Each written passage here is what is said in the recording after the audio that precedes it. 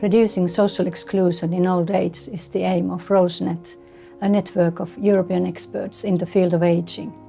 There are 135 of us from 41 countries, and we have an evidence-based policy message to report. We ask you to guarantee the minimum pension levels, to provide accessible housing and affordable and accessible social and health care. We also ask you to offer support during life transitions and understand the importance of diversity in old age. Let's go to Brussels to meet some of the top experts of ROSEnet and to hear why such policies are needed.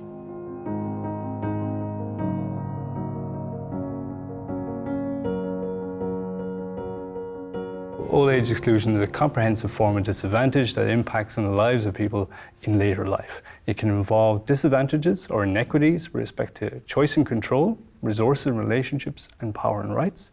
But what's a key aspect of this is that it can involve an impact on everyday parts of people's lives. Old age social exclusion is a public policy challenge for a number of reasons. But it's not just because of demographic aging patterns, where the number of older people are increasing and the diversity of those older people are increasing, but it's because this form of disadvantage can impact on individuals, it can impact on households, it can impact on communities, and it can impact on wider society. So it's very much multi-level in the way it affects people.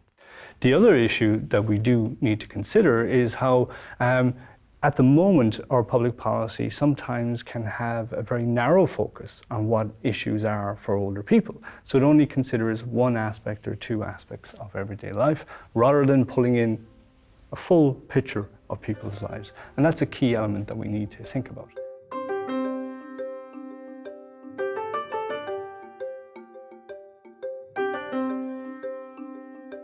So I think there are two priorities to tackle economic exclusion in old age. One is ensuring that there are decent pensions, adequate levels of pension income in retirement, and that means paying attention to policies like providing universal minimum pensions. And another area is ensuring that older citizens have adequate resources to enable them to either stay in their own homes through financing adaptations, or to move to appropriate accommodation if they're no longer able to stay in their own homes.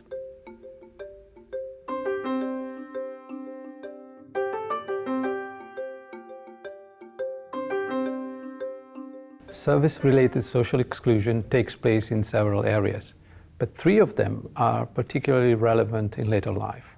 And these are health and social care, transportation, and new technologies. Public investments in social protection and health care, for instance, can help prevent material deprivation, while proper training of care professionals help to facilitate users accessing them. As for transportation, appropriate policies in this area can help users to participate until later life in employment, shopping, cultural and religious activities. ICT and new technologies can help accessing services too. However, a prerequisite for that is digital literacy, and policy is badly needed to facilitate that, especially among the least educated.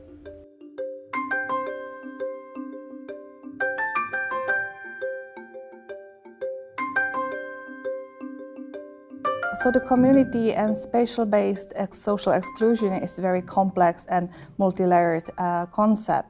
It can involve things such as staircase in your home, or very heavy doors at your elevator, which is then inaccessible.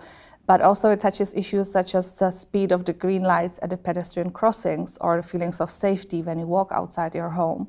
So it's very important to have good policies, which in this case would be age-friendly policies on age-friendly environments.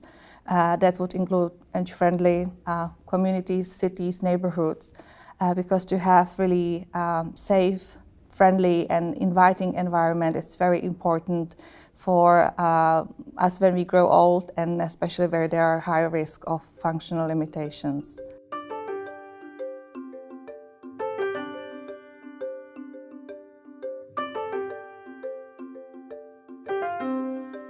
exclusion from social relations is really damaging for individuals' well-being as they age. One of the most important outcomes of recent research on aging is to show the strong relationship between loneliness and poor health outcomes in old age, that people who are lonely are more likely to die prematurely, they're more likely to be in ill health than people who are not lonely. So there are key parts of the life course where people experience losses associated with bereavement, or where people migrate from one country to another, or move house from one neighbourhood to another neighbourhood and lose their local social relationships perhaps, or when people retire from the labour market and lose contacts with friends and work colleagues. So there are potential responses that we can introduce at those key transition points. We should also be thinking about a public health approach that focuses on maintaining people's incomes in later life, because having a decent income means that one can also afford to support the social relationships or the ways in which one accesses social relationships later in life, going to the cafe, having a meal with a friend.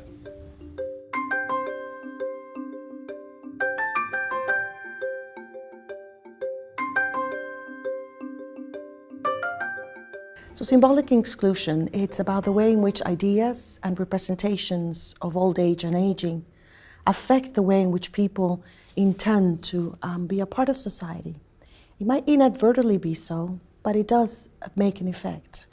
Civic exclusion, it's actually the way in which people participate, and that's the area that has received the least attention by scholars and policymakers. And it could potentially be because we do not tend to think of older people as people that naturally will participate in society.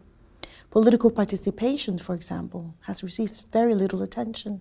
And the attention that has been received has completely negated the diversity of older people that we nowadays have.